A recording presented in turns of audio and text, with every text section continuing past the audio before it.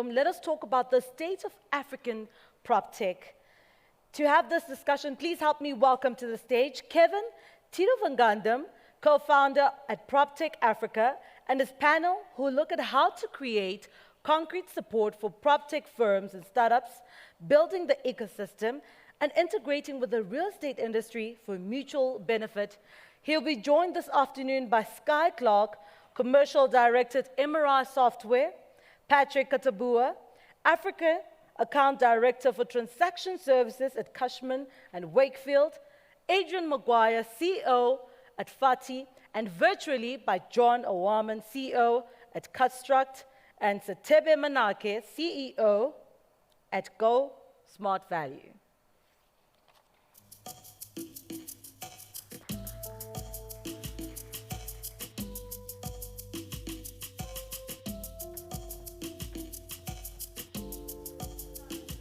From our team, if our virtual panelists are ready. But whilst we queue them up, please help me welcome the panel. Kevin, over to you. Thank you. I just wanted to check whether the other two are actually on the screen, because I understand we've got two panelists who are joining sort of virtually. I think it's Sethebe and John, yeah? Are they're online, yeah? Okay, great, thanks. Welcome, everybody. I know it's the second day, afternoon, after a heavy lunch. We all feel like a Spanish siesta. I guess I do, to be frank with you.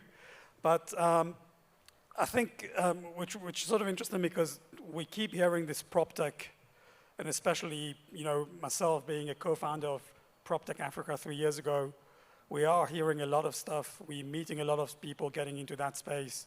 A lot of investors are sort of curious about it, etc. But I think before we get into the gist of where we are in Africa, I would like to get from the panelists, which is sort of interesting because this morning we had interesting sessions, by the way, and it's sort of, the thing that came to mind in this morning's session, if you were there, we had basically the big CEOs of the big REITs in South Africa who were talking about technology and PropTech. And for a split of a second, I just felt, maybe I'm missing a point. Is there kind of a generational gap in terms of the people who traditionally have been in the real estate sector? And the first question to you is, what's PropTech? Can you give us a proper definition of what it is exactly? Because I keep hearing a lot of definition, but I'm sort of struggling to understand what it really means, and I would love to hear from your side, what's the definition? So I'm going to start with whoever wants to go. Let me start here. So I think the question is PropTech, and I think an acronym's got to drive through with a theme, and I think the whole idea is if we take a step back and say what happens to any industry if they don't adopt technology. And I think if you look at any industry, any success in any industry, there's an underlying level of technology. So I think PropTech is the technology that's going to define the success of property in the future. So I think that's how the way I encapsulate that.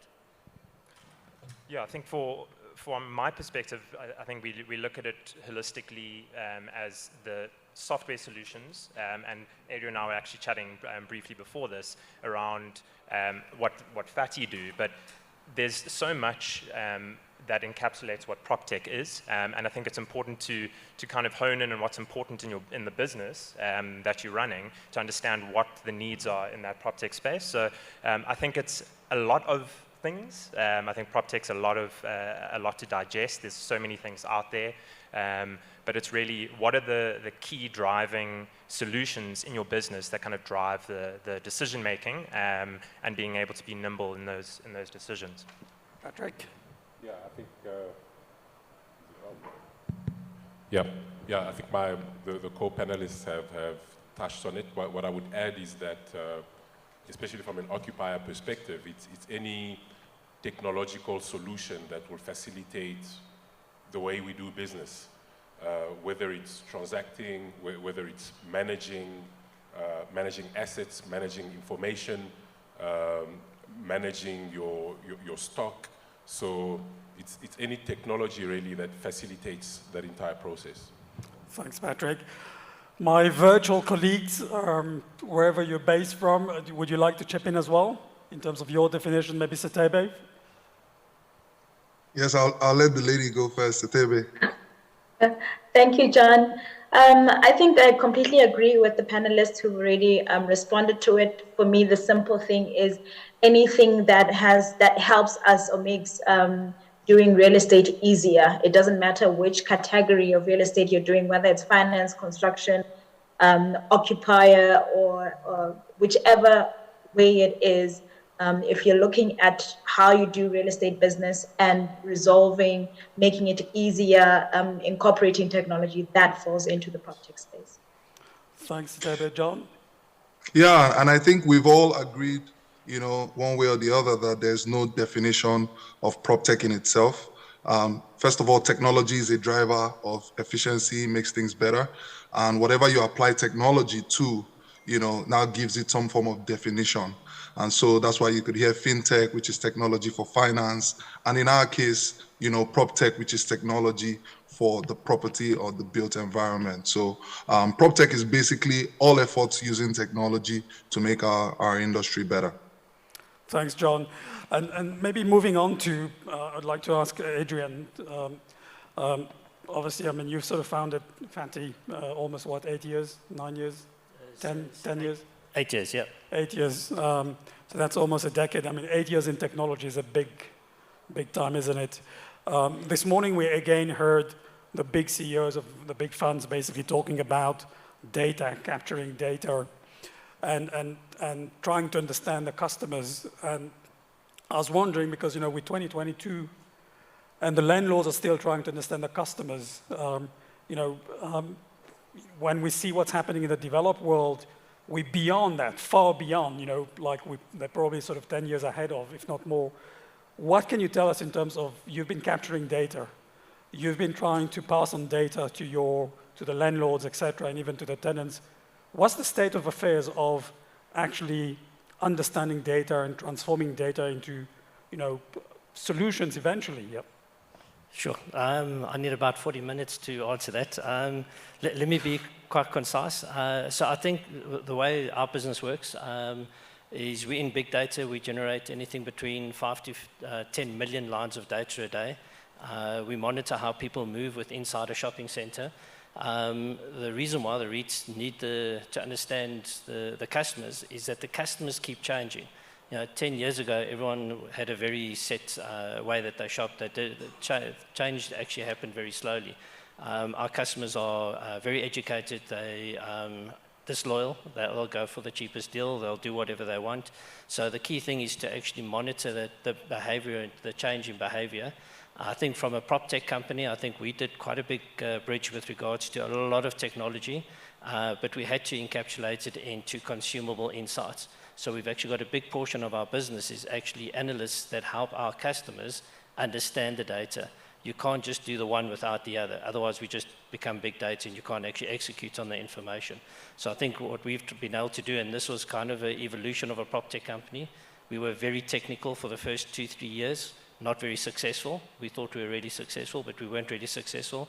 As we then bridged the gap between the technology and the insights in the business, that's when we started becoming successful. That was the breakthrough for us. So it's really bringing the two together is a key, I think, for long-term success.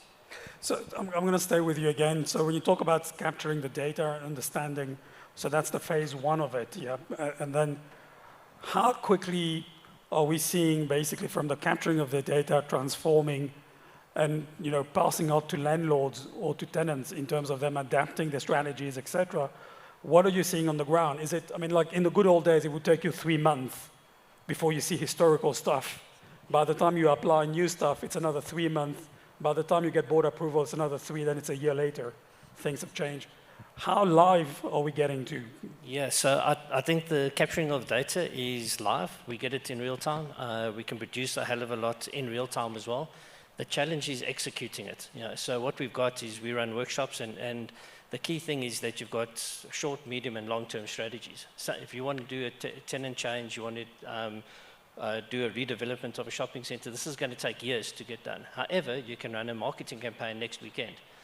So depending on what type of action is required, it then, that's how long it actually takes to execute. However, it takes about 6 months to a year for our customers to start trusting and believing and making the decisions in the data. They see it, they like it, it validates their gut feeling, but it takes a long time for the incumbent to change. Say, listen, we've always done it like this, but now the data is telling us to do something else. So that's actually the longest delay, is actually just getting that educational process in trusting the data and making those decisions. I must say, with the majority of our customers now, they actually don't make any decision without looking at the data first, even if it's the wrong decision. They've had the best information at hand that they've had. So it's that education of trusting in data. Would you like to chip in? Can as I? well? Yeah, sure. please. Just on that, Adrian, do you find with the smaller companies that you work with that they're a bit more nimble and quick at making those decisions than the larger businesses? Yeah, unfortunately, I think it's just that order of committee decisions and individual decisions. So once someone sees something and they want to be a change in strategy, the smaller the organization, the more dynamic they are, the quicker they can react. This being said, larger organizations see a lot of value in it, and it also works for them, but it does take longer. But the smaller organizations do have a lot more benefit in quick decision and execution process. I think that's something that we see in our business as well, being a prop tech provider globally, but predominantly with a lot of presence here in South Africa and Africa as well. With some of our solutions and some of our new products that we bring to market, the smaller businesses can make that decision quickly and implement quickly. It's the larger businesses where that decision-making process is slightly longer. And as you say, Kevin, I mean, sometimes you're a year down the line after technology's come out and a decision hasn't been made. And I think that's missed opportunity a lot of the time as well. Would you mind just giving a glimpse of what you actually do and what you provide, et cetera, to the audience so that they understand really where you sort of position yourself? Sure. So we are MRI software. Essentially what we do, and you may have heard our MD speak earlier today, but effectively what we provide is property management software solutions, as well as complementary ancillary solutions outside of that, be it facilities management products, contract intelligence, so artificial intelligence solutions as well, that fit into that ecosystem for property companies. And we deal largely in South Africa with a number of the REITs, a large number of private landlords as well, and then also in some of the residential space. So broad spectrum, but effectively we're technology providers specifically in the property space across a number of products. And moving on to maybe Patrick, I mean, you've heard about data and Adrian talking about, you know, how they're transforming data and making it into short and medium term, long-term strategies, et cetera. But I think I was more interested about the short term. What are you seeing from your side? Because you deal a lot with, you know, the investors and the landlord and the asset managers. Do they actually understand this whole thing about capturing data and transforming it into something useful? Or is it wishy-washy? No, I think it's definitely something useful and relevant, not only for the asset managers, but for the occupiers as well. I think data-driven decision-making is the catalyst here, or rather the solution that PropTech is bringing to the table. Often, for example, historically when we did stay versus go analysis for our clients, a lot of it would be driven on hunch or intuition or what the client prefers. Right now, we can look at what the client prefers, but then we provide them with live data as well. We can provide them with traffic patterns. We can provide them with what we call post-box analysis, where we identify exactly where the employees stay, where their customers are. We map that so that they can visually assess where the concentration points are from a client perspective, from a staff perspective, from a competition perspective. And with that data, they can then make a lot more meaningful decisions. Thanks, Patrick. Sethebe, is that something that you're seeing as well on your side? Yeah, definitely. I think it's something that goes across the board. I mean, with GOSmartvalue, our focus is to enable decision makers, particularly financial institutions, to make smart decisions around financing real estate across the board. So our data is more on the automation of valuation and then giving customized insights on geographic information so that they can be able to select different locations to finance, particularly for household debt for real estate. So it's the same thing that we're finding where I think earlier, I'm not sure who mentioned the learning curve and the decision-making process. It just takes forever after realizing, oh, this is a great solution, it works for us, and the multiple testing and piloting that you do with the different financial institutions, getting to the point where they start using the platform takes a bit of time, takes a lot of learning. But at the end of the day, you have the data, it can be as live as possible, but having the adoption come online is something that takes a bit of time. Thanks, and maybe moving on to John. I mean, Sethebe, you talk about adoption, John. I think it's something which, in even different panels as well, we heard about this issue about adoption. There's kind of a delay before decision makers actually adopt, and I guess also depending on markets, in other African markets, for example, there's a cultural issue between the younger generation trying to penetrate this PropTech arena with this sort of older generation. I have to be very careful here, who traditionally are the investors, the owners. And John, I mean, what are your views about this adoption? I mean, are we miles behind? Are we years behind? Or is that sort of improving? Well, I think we're still a good ways behind. I won't say miles or years, I'll be very careful. But importantly, I think the younger generation, which I like to identify with, need to be more understanding of the reasons why the older generation will typically take a while to adopt. There's issues of trust that need to be dealt with. There's issues of, being sure that these young guys who are bringing these solutions even really understand the problem. So I think one of the things that we want to do on platforms like this is to advocate more for small or bite-sized test teams where you kind of use the lean startup method where you're bringing in these solutions, a little step at a time, and you're giving the bigger companies an opportunity to taste and see that they work. Because it's okay to talk about how technology, can make things fancy, but construction and real estate are a big deal, right? There's so much at stake, and I can understand why a big company will not be in a hurry to adopt a technology that can mess them up, right? So I think anything, that you do, you kind of have to want to know, why are they slow? Part of the reason why they're slow to adopt is because they're running a serious business. They need to be sure that your solutions won't leave them hanging. And so we need to begin to do smaller, pilot phase tests where we give them a glimpse of, what we're building. So for example, with Cutstruct, we're digitizing procurement, right? And what we're doing is we're working with a couple of real estate developers, construction companies to build user stories. Let them get to feel it. Let them get to use it. And we're generating quite a good number of those user stories. Those are what will be our legging to the bigger companies. That's apart from the fact that the bigger companies typically just have, a complex process, for decision making, and that takes time. So I think also, like we collect data, for example, of construction materials. The very concept of data, it kind of is wrapped around time, right? So data begins to make sense over time. So I think the time we're taking is what it takes, right? We can't really avoid taking time to let these things simmer. And I think that over the next couple of years, we'll definitely see a faster adoption rate and more successes as far as PropTech is concerned. Thanks, John. But I guess on the adoption, and I'm going to move to Adrian again. So we're doing kind of an anti-clockwise move here.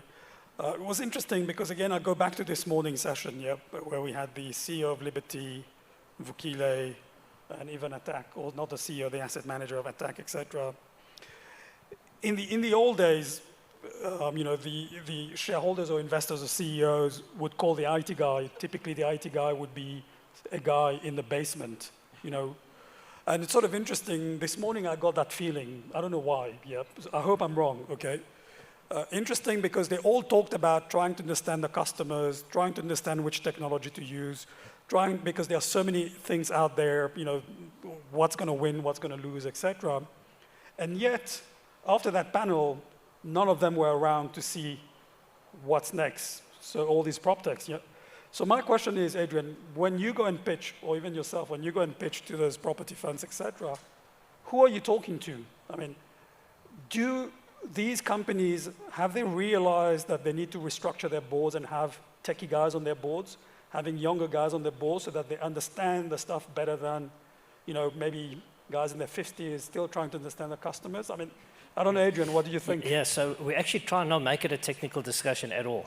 Yeah, we must assume that technology is going to work, and then what's it going to do for the business? So I think in a lot of our cases, the IT division seldom gets involved. They might be notified that we're installing new tech, but it's actually a business and a board decision way before they actually worry about the tech. So as soon as we do get down into bits and bytes and bandwidth and gigabits and all those types of things, we've kind of lost the plot, because that doesn't change the business. Data doesn't, the technology doesn't necessarily make the difference. It's the value of the data, it's how you implement it and how you use it, and the business has to adopt that first before you do the technology. So we actually try very hard not to make it a technology, and the guys on the panel today were the guys making the decisions earlier, which is really good. That's from that perspective, they need to see the decision making, they need to see the value, and that's what's going to drive the business at the end of the day. Technology must just work, and that's as simple as that.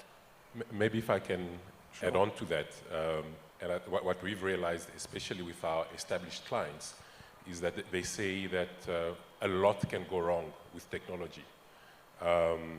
If they've housed all the information on a certain platform and the platform is corrupt or the information lands in the wrong hands, it's a big problem, as opposed to the information sitting on Excel, which is something they can control and they can print and they can have a backup of.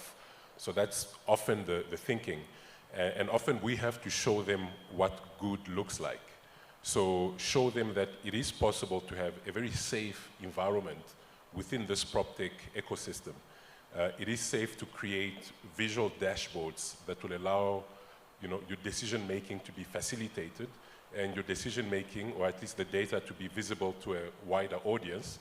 And you can limit that audience. You know, you can limit from a geographical perspective, you can limit access from a time perspective. So, you know, by having those type of discussions, it sort of allows them to then cross that chasm a bit more comfortably, because their concern is what happens if the technology fails. I thought we were, I'm not a techie guy, I thought we were all in the clouds, and the clouds are safe. I don't know, what are your thoughts? Yeah, I think, I mean, clouds are meant for rain, apparently, but I think what we see, and it comes down to needs analysis, I think, and we see that in our business with our clients and prospective clients coming from all facets. So it's not necessarily a top-down approach anymore. You might have a leasing administrator that's got an issue that they're needing to resolve, or it's the property manager or the asset manager. The CIO or the IT guy usually gets involved a lot later down the line, and they actually look at it from a holistic perspective and look at how does this piece of technology fit into our ecosystem as a whole, and what business need does that satisfy. So that's for us, it's very much a holistic view. We get input from a large number of divisions within the property management companies that we work with. So those decisions don't necessarily always come from the top. The needs analysis sometimes comes from the bottom up. So when you talk about these solutions, for example, I mean, even like different panelists have been talking about it as well.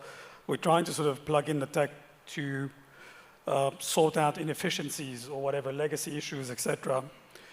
I would like to move on to the next thing is, what about PropTech as a disruptor? I mean, we've seen in other markets, for example, Airbnb. I mean, it is a PropTech whether we like it or not, but a disruptor, you know. In Africa, for example, we've seen 20 years ago, mobile telephony being the disruptor, positive disruptor, basically. We've seen, for example, on our continent, fintech being an amazing disruptor, you know, bringing the unbanked people within the formerly sort of banking sector, but not in the brick and mortar banking yet. Now, when we talk about Africa, because again, this morning, Dolapo from STATE Intel put up a very interesting statistic. $3.7 billion were raised for tech startups this year in Africa, $5 million, which is 0.02% for PropTech. Yeah. So what are we getting wrong there in terms of using technology to be a disruptor in the real estate sector, across the real estate sector? Adrian, I'll start with you. Sorry, maybe we'll go to Sethebe, Sethebe, yeah? Yeah, I think one of the key things is that even in the discussion that we were having earlier, we are forgetting the resistance to change that exists, and that our traditional real estate sector is very traditional in everything that you do. So when it comes to the adoption of technology, you are selling to a customer who's already resistant to change. And whether it is a bank or a developer or whoever, the whole idea of going back and learning tech and then implementing it makes it very, very difficult for any kind of disruption to actually happen, because you have to make them comfortable that this is not going to change things too much. It's not going to be too onerous for you to learn. On our side, particularly when we launched the automated valuation, because we started with automated valuation, we got a significant resistance from valuers themselves. Meanwhile, it's something that actually helps them to do valuations easier and faster and access information faster. So the reality of it is that the resistance is the thing that makes it very difficult for the disruption to actually happen. But I think over time, it's something that will eventually come through as long as our adoption rate starts increasing, because you are forced as a tech entrepreneur to go back and reduce the things that make your customers uncomfortable. If it can do too much that they feel that it's a threat to their jobs, that's a reality that exists, where you think that it's something that's going to make them redundant. If you're talking about leasing management, if you automate too much of that process, the leasing manager can feel like this thing is a threat to my job. So those are things that we have to balance out when we launch a new product or when we launch a new technology. And then slowly, as they become comfortable, then they don't see it as opposition to what they currently do, but more something that is more enabling, that makes their job easier, that increases production, that is good for the industry. So that's kind of the challenge that we have to deal with. Unlike Uber, they put it on the street and it's not the driver who chooses, it's not the driver of the taxi who chooses whether Uber is used. But in our case, our users are normally people who are running the industry. Thanks, Sethebe. I mean, that's an interesting case. I mean, it's an interesting example that you've given us in terms of valuation. For example, automatic valuation. Are you basically saying that with the capture of data over time, valuers as human beings would not be replaced by machines? Is that what you're saying? It's almost like pilots in the cockpit? Yeah, I believe the job will change in its nature. I don't think AI will get to a point where it can absolutely provide all the aspects of valuation. But I think when it comes to calculations themselves, we really need not, as valuers, we need not be focusing on doing predictive analysis and all of that, because technology can do that better. But what we need to be doing is in terms of interpretation and providing value add to the customer and increasing the value proposition that we provide. So when it comes to valuation, I think that's the direction we need to be moving on to. And that's the challenge that we need to be positioning. So in terms of replacement, it depends on where you position yourself. If you're the calculator, then unfortunately it is what it is. Thanks, Sethebe. I mean, I'll move on to Adrian on that transition. For example, FATTI, which has been collecting data and patterns, etc.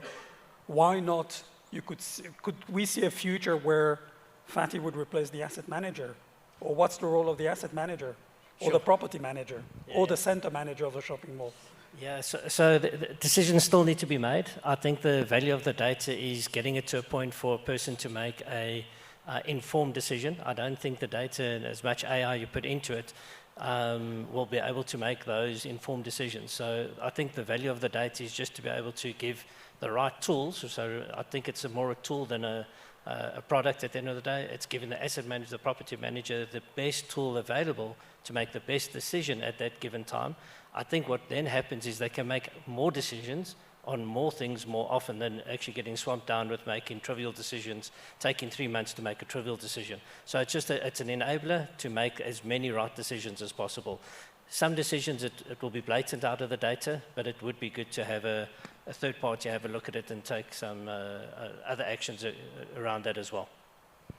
Your views as well, Mohammed? Yeah, I think Adrian hit the nail on the head there. It's really technology as an enabler, and that's what when we go into a business to try and sell them a solution, it's, and there's sometimes resistance to change, and that could be driven by some of the potential users there. I think the idea is to try and change the mindset and say, this frees you up to focus on other maybe revenue generating aspects of the business, and use this technology to make those informed decisions, and also potentially get more accurate data. So instead of doing things manually, you can start getting some automated data that's a lot more accurate to inform those decisions. Can I challenge you there, if you don't mind? Yeah, I'm getting out of my sleep now with my siesta. If you're capturing the data and you've got so much track record, okay, as an asset manager, as a human being, you make decisions, either you go left or right, or you stay put, based on what you get in terms of decision making, based on experience that you've seen in the past, or based on what you've been taught. So why do you say that as a human being, as an asset manager, FATTI could not become de facto the future asset manager? Yeah, so listen, we gather a lot of data. I don't think we have the complete data set. So sometimes your answer isn't as simple as a binary yes or no. Is it checkers or is it pick and pay? So the data says a pick and pay will work better, but a pick and pay is not going to go in there. So now you have to have another fuzzy logic saying, listen, so what's the next thing to pick and pay? What's our LSM? What's that? And then you've got to start coming up with the alternatives. So unfortunately, the answers or the solutions are quite complex in their own. So the data will give you a very good indication of that. The implementation of it might be slightly more complex. If it was a very simple, so a self-driving car is very easy to run AI. You've got a rule, what you have to do, it's left, right, stop or go. Yeah, it's as simple as that. In business making, sometimes there's a pedestrian with a cart behind it, which AI doesn't understand. So I think that the complexities in the business are there, that it's not just the easy left, right, or stop type scenario. So AI would not have the gut feel.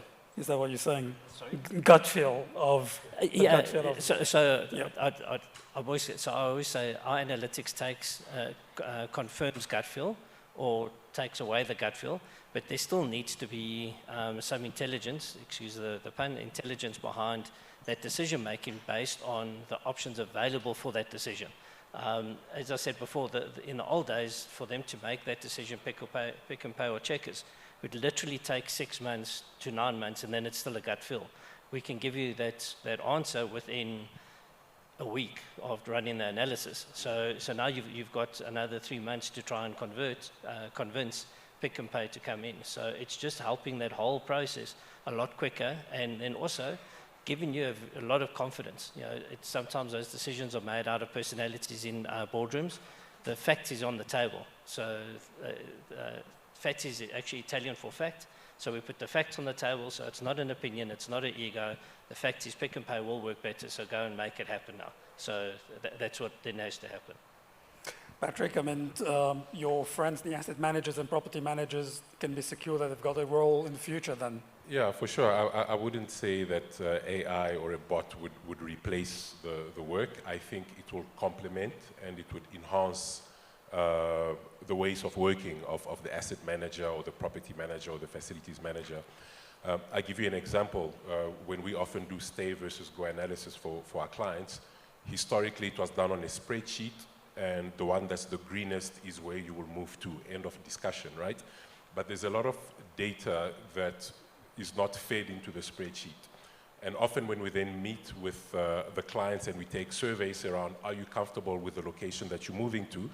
There'll be softer elements where some staff would say, look, if you move, I'm resigning because I moved closer to work and I've moved the school as well, or are now church close to work. So if you move, you're going to take that into consideration. And for AI to depict that, it means that you would need to feed that into the system, right? So there's so much more information that you'll have to feed into the system, and somebody needs to be cognizant that over and above the numbers, over and above the competition analysis or the drive time analysis, there's softer items that you have to feed, and those softer items change over time as well. So I think AI comes in as an enabler rather than a substitute. Thanks. And so if that's the way it's going, I mean, you're talking positively about the technology and the PropTechs enhancing real estate sector, and then you talk about AI not replacing, helping, being an enabler, etc. Why are we struggling to raise money for that sector, for PropTech?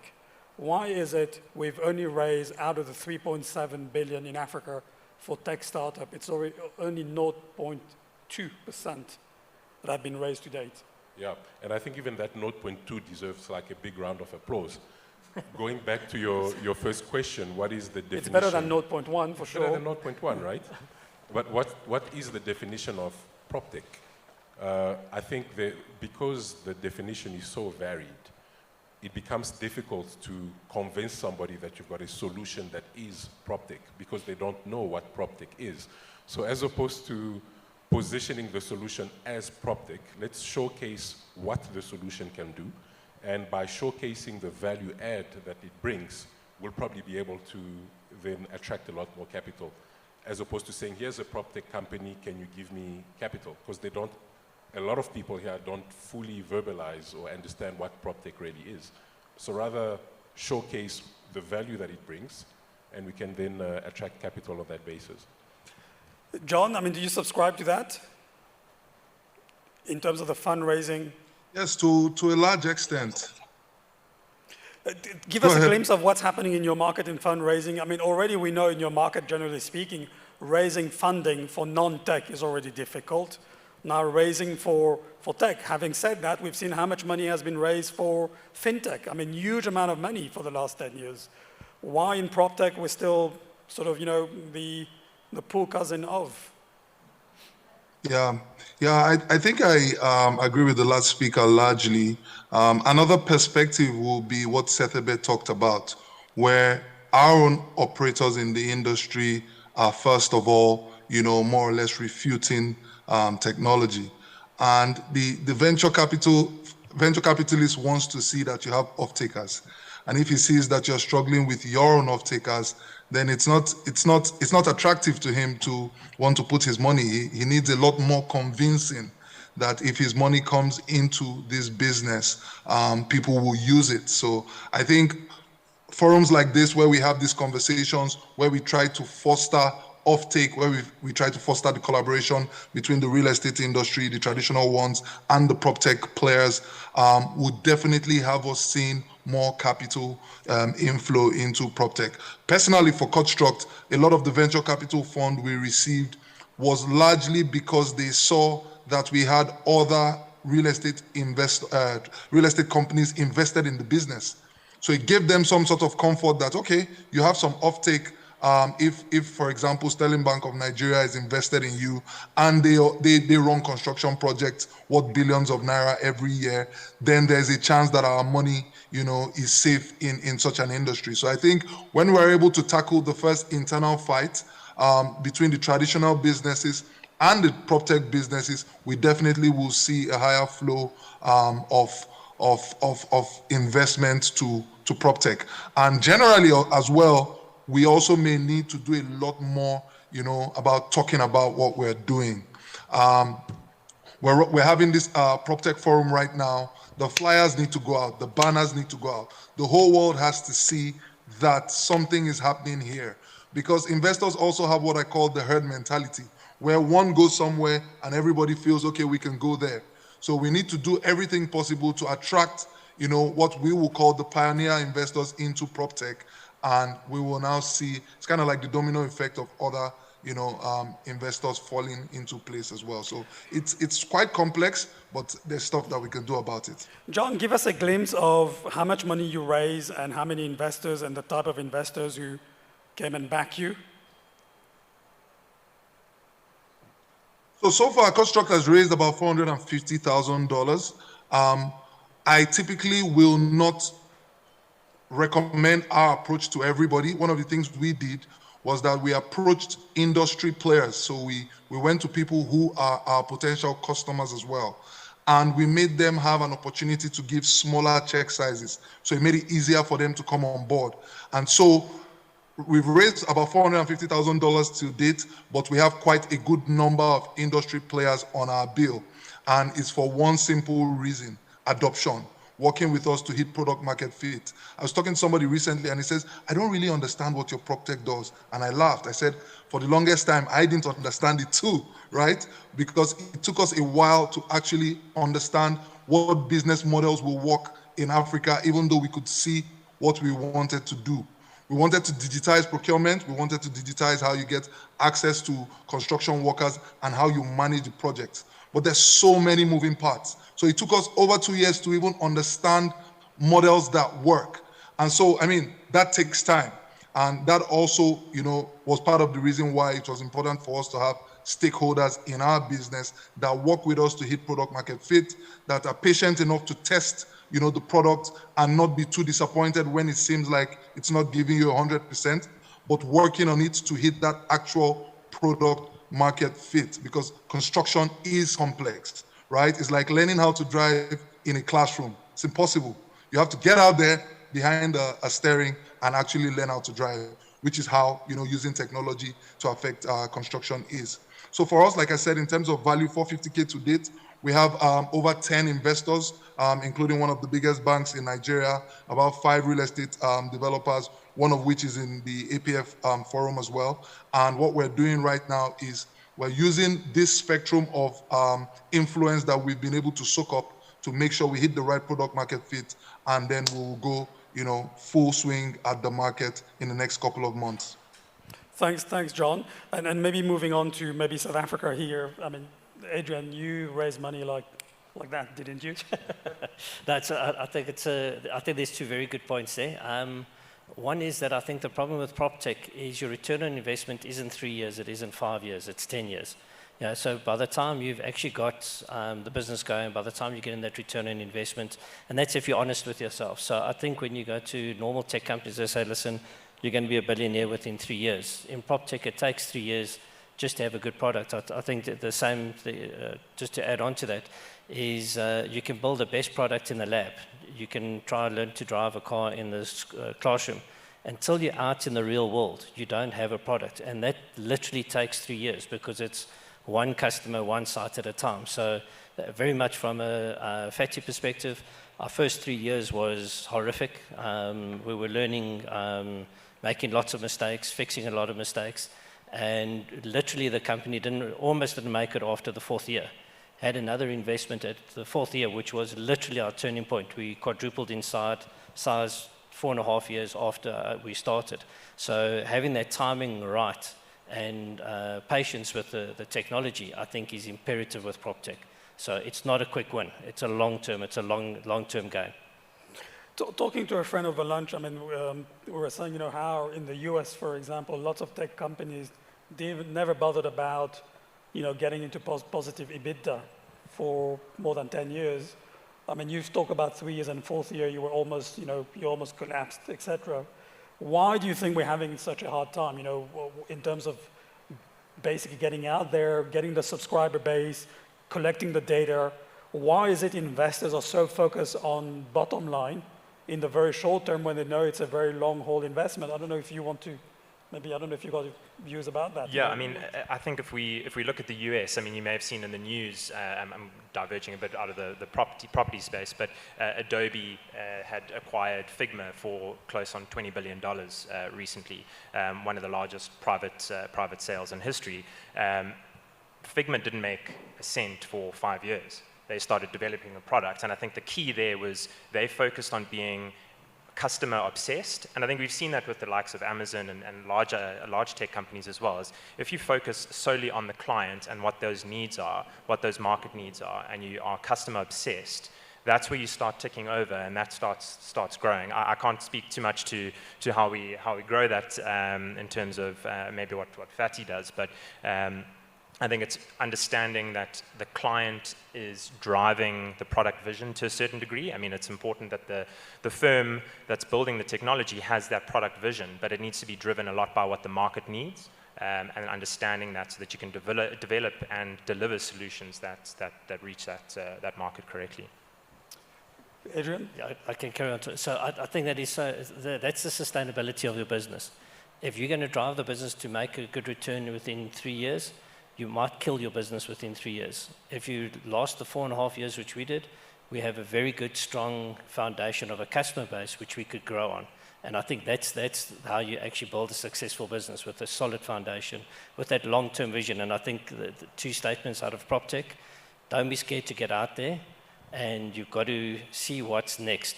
Keep looking ahead and keep pushing forward for that long-term opportunity. Whatever you've thought of now is going to change, so look ahead, and the investment must support that as well. Let me ask you, do you think we, or rather you guys, rather than me, have you been kissing the right frogs, basically, who understand that space in terms of investors? You know, I don't know, maybe Sethebe, I mean, what are your views? I mean, have you been kissing the, you know, Prince Charming to get the money or not, or the Princess Charming? I think raising funding for PropTech is one of the most difficult things. First of all, you're talking about something that has got, like, as an industry, there are too many pieces that move at any one time. Earlier, we were talking about the getting to crystallize exactly what your technology is, getting the feedback from the customers. And honestly, when it comes to the investors, there isn't a single one of them who has got all of this on check. Majority of them have been investors in the different sectors. You have one or two or a few of them who are in the property space, but in terms of the detail of the operations of the property space, there's very few of them who have got that. So in terms of thinking you found your Prince Charming, it's, I think, more than anything, it's luck of getting the right match. But I don't think it's a thing of you've mastered who your right investors are. At this point, it's too early to know exactly who the right investors in the PropTech space are. But what you're really looking for is people who can see that at the end of the day, the return is going to be high. There is a lot of risk in the beginning, but at the end of the day, it's going to work out. Patrick? Yeah, I think to add on to that, and maybe from a different perspective, the same frog is being kissed a lot. Lucky right? frog. And there are many frogs out there. So if you look at the PropTech ecosystem, I would say, and even looking at the guys that participated today and last year as well, 80% of them are trying to create solutions for the landlords, or trying to create solutions for the asset manager. But what about the occupier? And just by the way, if you don't have an occupier, you don't really have a functional asset.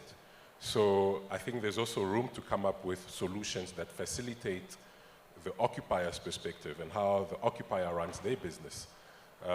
So there could potentially be frogs there as well that may need to be visited.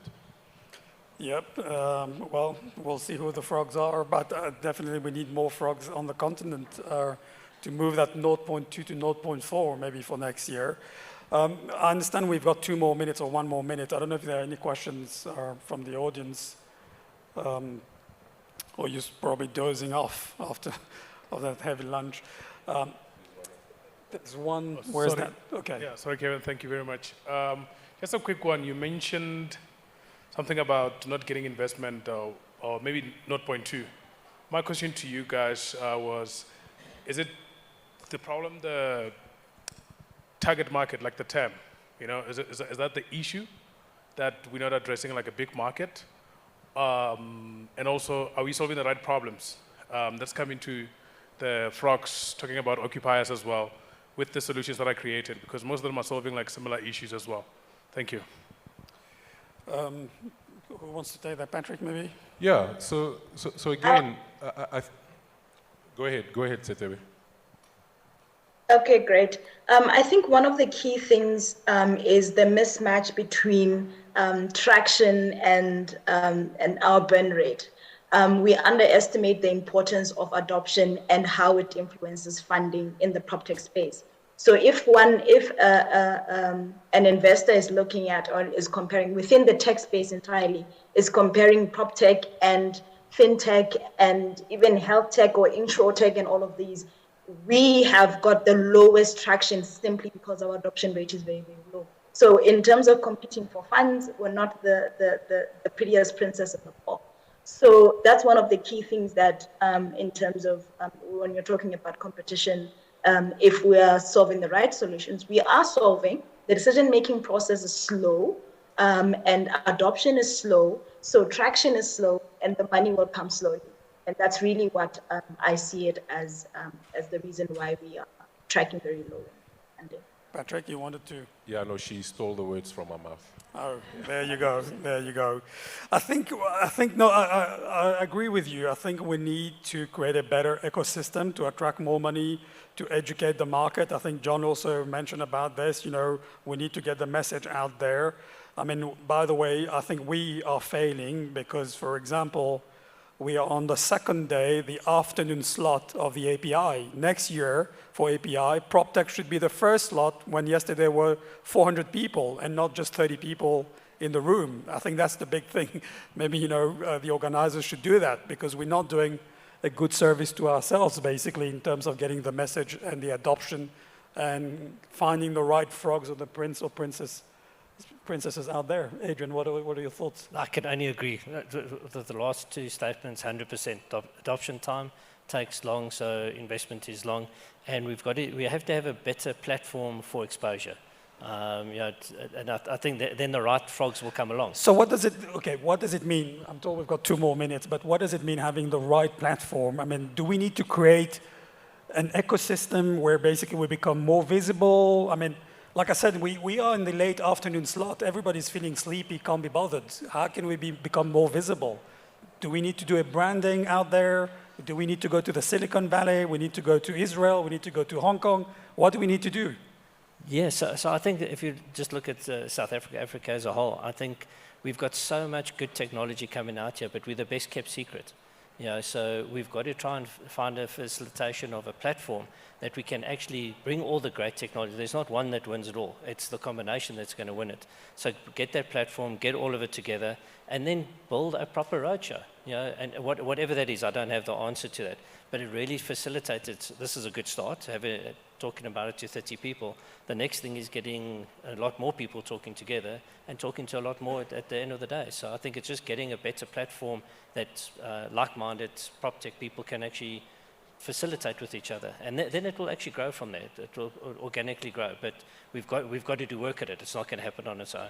Yeah, I think to add on to that, we are at infancy stage, so there's definitely room to grow. What does winning look like? If you look at Silicon Valley or even Cairo, it's universities that have programs that are tech-orientated, right? And these programs are generally funded by corporates who will benefit from the graduates that come out from those programs, and you've got investors who are chasing entrepreneurs to come up with additional solutions. So you've got a complete ecosystem, and everybody participates for the good of the industry. And that's possibly something that we need to be a lot more deliberate about for us to cross that chasm. Thanks, Patrick. I think let's put that recommendation to the various PropTech associations, whether it's PropTech Africa or even API, etc., to put that to be done during the course of this year so that next year we can have results and maybe bring 1 or 2 universities to play. Adrian talked about roadshows. Sethebe talked about, having more frogs to kiss, etc. Let's do that, yeah. I think we've reached the end, unfortunately, and I would like, to thank all the panelists. It's difficult to manage, by the way, being physical and virtual, etc. But it's great to have you, my virtual friends, as we say, and hopefully next year you can be here, physically here, yeah. Thanks, everybody. Thanks.